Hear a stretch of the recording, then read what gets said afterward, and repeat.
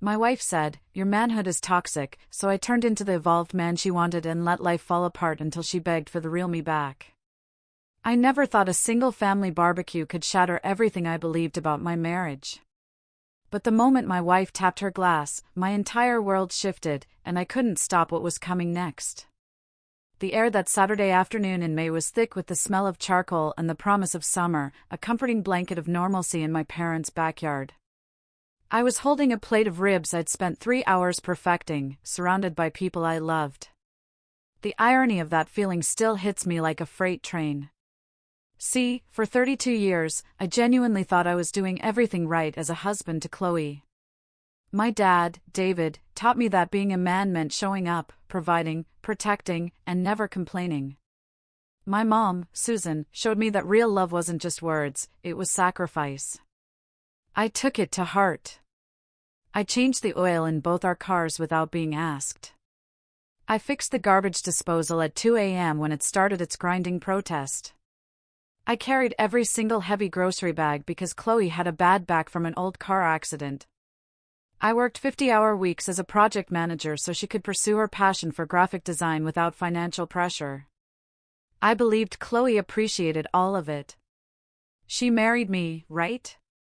She smiled when I fixed things. She thanked me when I handled the finances. She never, not once, complained about how I approached our marriage. That Saturday started like any other. Dad was intense at the grill. Mom set out her famous potato salad. Chloe's sister, Jessica, arrived from Denver with her new boyfriend, who seemed nice, but couldn't peel his eyes off his phone. The backyard smelled like home. Chloe seemed relaxed, laughing with Jessica, sipping wine in the late afternoon sun. I remember looking at her in her yellow sundress, thinking how lucky I was. Then dinner started. About 20 minutes in, just after Dad told his story about getting locked in the shed, Chloe stood up.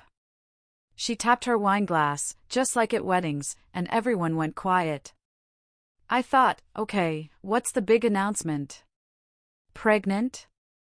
Big client? Instead, she cleared her throat. Her voice had this rehearsed quality, like she'd practiced it 100 times in front of a mirror. My stomach dropped before she even spoke. She said she needed to share something important with everyone who mattered most. I've been doing a lot of reading lately about relationship dynamics and gender roles, she announced, and I've come to realize something really important about our marriage. The forced enthusiasm in her voice was my first warning. She kept going. She'd been reflecting, she said, on how traditional masculinity showed up in our relationship, and how much of what we considered normal was actually rooted in patriarchal structures that limited both of us. My dad's face went blank, that look he gets when something just doesn't compute. My mom stopped chewing mid-bite. Jessica's boyfriend suddenly found his coleslaw fascinating. Then it came. Liam embodies a lot of toxic masculine traits, Chloe declared, and I think it's time we acknowledge that so he can evolve into a more emotionally available and progressive partner. The word toxic hung in the air, heavy like smoke. She listed examples. I insisted on driving on long trips, which she said denied her agency. I handled finances, which infantilized her. I fixed things without asking if she wanted to learn, robbing her of growth opportunities. I made decisions about home security without consulting her, which she labeled controlling behavior. Every single thing I thought made me a good husband was now evidence of my problematic nature. I heard Mom's sharp intake of breath, Dad's fork scraping his plate. Jessica looked mortified. Part of me wanted to defend myself. To point out that Chloe had never complained, that she'd actively encouraged me to handle the budget because she hated it, that she'd thanked me for fixing the leaky faucet just last week. But something stopped me. In that moment, I had this strange clarity. Arguing would be pointless. This wasn't about logic, it was about something she'd absorbed from online communities, podcasts, her new therapist. No amount of rational discussion would change her mind. This wasn't really about me, it was about her need to be seen as progressive. So, instead of defending myself, instead of getting angry or hurt, I did something that surprised everyone, including myself. I set down my fork very carefully, looked directly at Chloe, and smiled. Not a fake smile, not a bitter one, but a genuine smile that must have looked unsettling given the circumstances. "You know what?" I said, my voice calm, almost cheerful. "You're absolutely right." Confusion flashed across Chloe's face. This wasn't the reaction she expected. I told her I'd been operating under outdated assumptions about marriage, and I appreciated her brave honesty in calling me out. I said I was committed to evolving into the partner she deserved, someone who rejected traditional masculine roles and embraced true equality in every aspect of our relationship. Dad made a noise that might have been a cough, or maybe a strangled protest. Mom grabbed his hand, physically stopping him. Chloe's expression shifted from surprise to pleased, like she'd won an argument she didn't know she was having. She sat down, squeezed my hand, said she was proud of me, and that this was the beginning of a better chapter. Jessica looked relieved. Dinner continued with forced normalcy, but I barely tasted my food. Inside my head, a plan was forming, cold and clear as ice water. If Chloe wanted me to stop being traditionally masculine, if she wanted true equality without any of those protective instincts or provider behaviors she just labeled as toxic, then that's exactly what she was going to get. Not halfway, not partially, but completely and absolutely. I was going to give her the evolved man she demanded, so thoroughly, so precisely, she'd understand exactly what she'd asked for. On the drive home, Chloe talked excitedly about our breakthrough and how she'd worried I'd react defensively. I kept my eyes on the road, making agreeable noises, while mentally cataloging every single thing I did in our daily life that she'd just categorized as problematic. It was a longer list than I'd realized. When we got home, I told her that starting tomorrow, I was implementing immediate changes to ensure I respected her full autonomy and agency. She kissed my cheek and said she loved me, completely missing the edge in my voice. That night, while she slept, I lay awake staring at the ceiling, thinking about the garbage disposal I'd fixed, the tire I'd changed in the rain last month, the spiders I'd removed, the bills I'd organized, the security system I'd installed, the gutters I'd cleaned, the flat tire I'd changed on her car last winter at midnight. Every single act of service, every gesture I thought demonstrated love, was apparently just evidence of my toxic need to control and protect. Fine, I thought. Let's see how long love survives without any of that foundation. She didn't know it yet, but Chloe had just dismantled our entire marriage with one speech. And tomorrow morning, I was going to stand back and let her watch it collapse. The evolution began the next morning at 6:30. My alarm went off, and I did something I'd never done in 7 years of marriage. I got up, made myself a single cup of coffee in my travel mug, grabbed my keys, and headed out the door for work. I didn't make Chloe's usual cappuccino. It sounds petty, I know, but that cappuccino was part of our morning ritual, timed perfectly so it was hot when she came downstairs. That morning, she came down in her bathrobe expecting to find it on the counter, and instead found nothing. I was already gone. She texted me around 8, asking if everything was okay. I replied that everything was great. I was just respecting her autonomy by not assuming she needed me to make her coffee like she couldn't handle basic tasks herself. She sent back a confused emoji, but didn't push it. That was Monday. By Wednesday, the small changes had started to pile up, creating friction neither of us acknowledged directly. Our garbage disposal had been making a weird rattling noise for 2 days, the kind that means something's stuck in the blades. Normally, I would have already fixed it. But when Chloe mentioned it, I told her I had complete faith in her ability to troubleshoot mechanical issues and didn't want to rob her of the learning opportunity. She stared at me, then said she'd look up a YouTube tutorial. 3 days later, the disposal was still rattling because she never got around to watching the video. The dog food situation became an issue on Thursday. Our 70-pound German Shepherd, Max, went through a 40-pound bag of kibble every 3 weeks. I always kept the bag in the garage and filled his bowl twice a day because lifting that bag required some muscle, and Chloe had her bad back. Thursday evening, she went to feed Max and found his container empty. The new bag was sitting in the trunk of my car where I'd left it after going to the pet store. She asked me to bring it in. I explained, very pleasantly, that I was working on not automatically assuming physical tasks were my responsibility, that carrying heavy objects was something any capable adult could manage with proper lifting technique, and that I believed in her strength. Chloe's jaw tightened, but she didn't say anything. She tried to lift the bag herself, struggled for a solid minute, then ended up dragging it across the garage floor and leaving it there. Max ate half portions for 2 days until I finally brought it inside. Not because she asked, but because I felt bad for the dog. The washing machine incident happened the following week, and this is where things shifted from annoying to actually problematic. Our high-efficiency front loader occasionally gets mold buildup if you don't clean the rubber seal, and it had started to smell like mildew. Chloe asked if I could take a look. I reminded her that household maintenance was a shared responsibility and that I trusted her judgment. She got frustrated, saying she knew nothing about washing machine maintenance. I suggested she could Google it or call a repair person, reiterating I was trying not to be the kind of husband who treated her as incapable. The machine kept smelling worse, and our clothes started coming out with a sour odor that meant we had to rewash everything. She eventually called a repair guy who charged us $200 to do what I could have done in 15 minutes with some bleach and a rag. Chloe didn't speak to me for the rest of that evening. The grocery situation became a weekly nightmare. I'd always done the shopping because I left work earlier and the store was on my way home. Plus, I was better at meal planning. Now, I only bought food for myself, carefully calculating portions and leaving her to handle her own nutrition.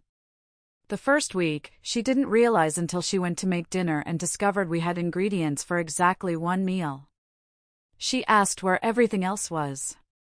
I explained I was practicing not making unilateral decisions about household needs, that buying food for both of us without consultation was presumptuous and controlling.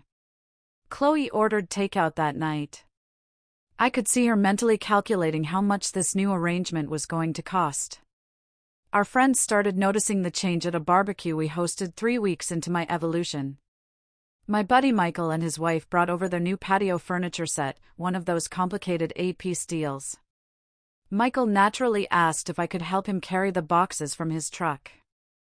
I politely declined, saying I was working on not perpetuating stereotypes about men always handling physical labor.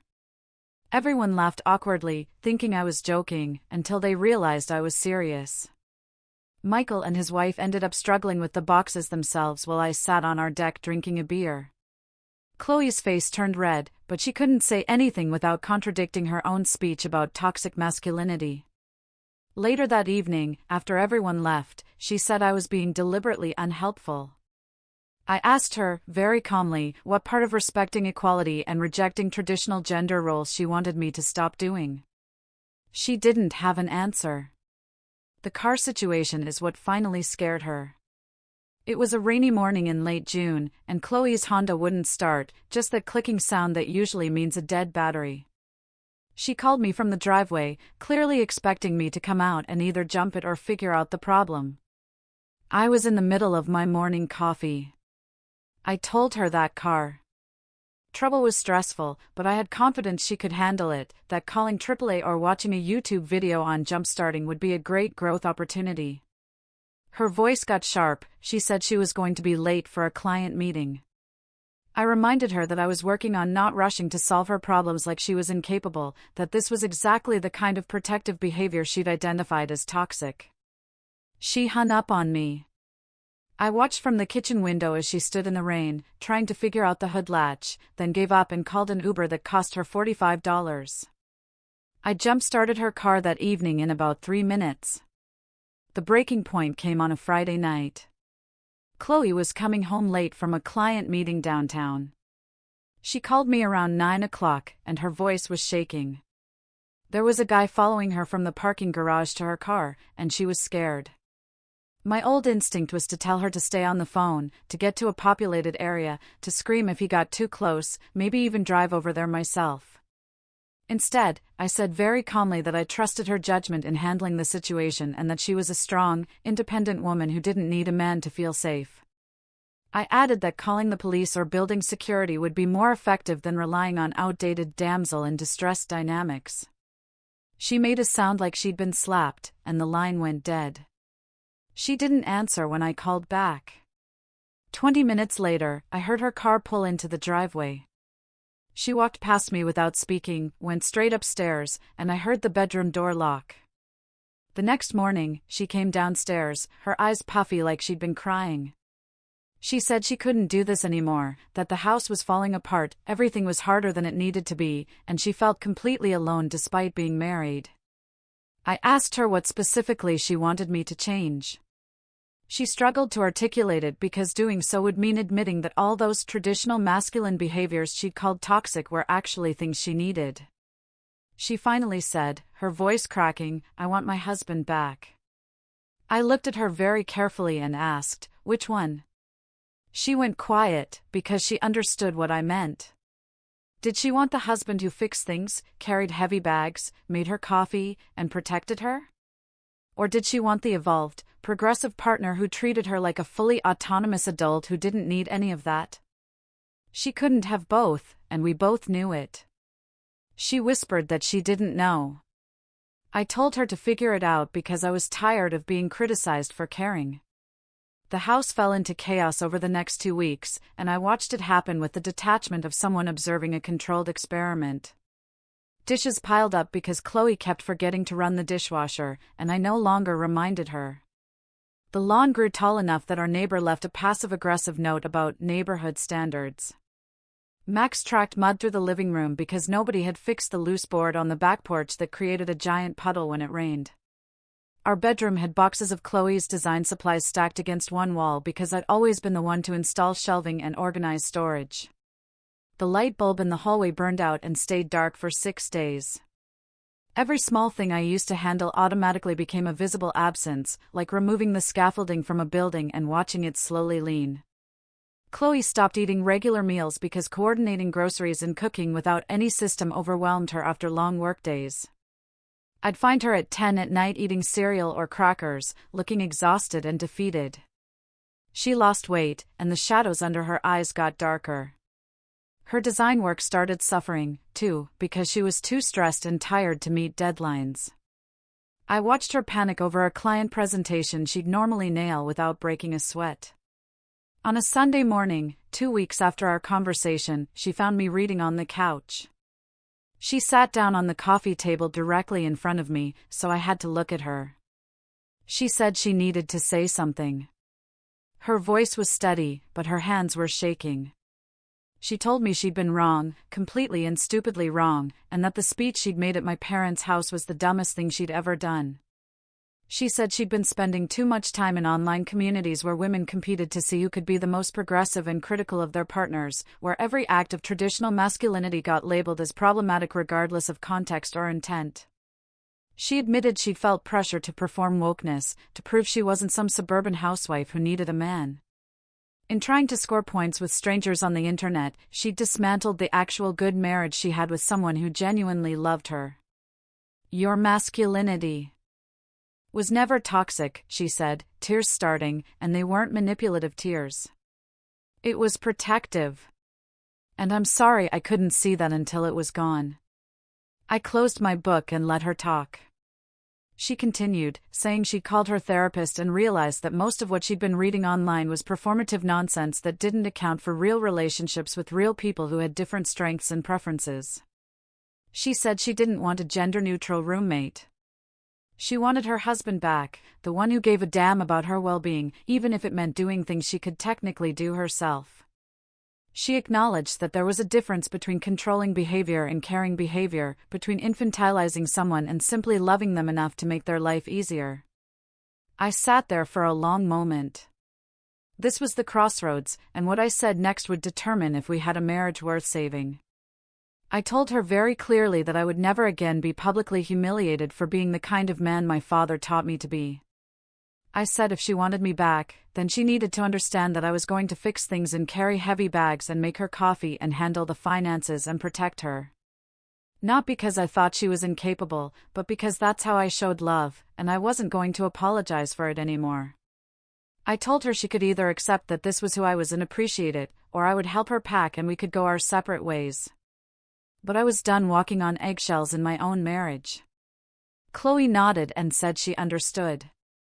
Then she asked what she could do to fix this. I told her there was one thing.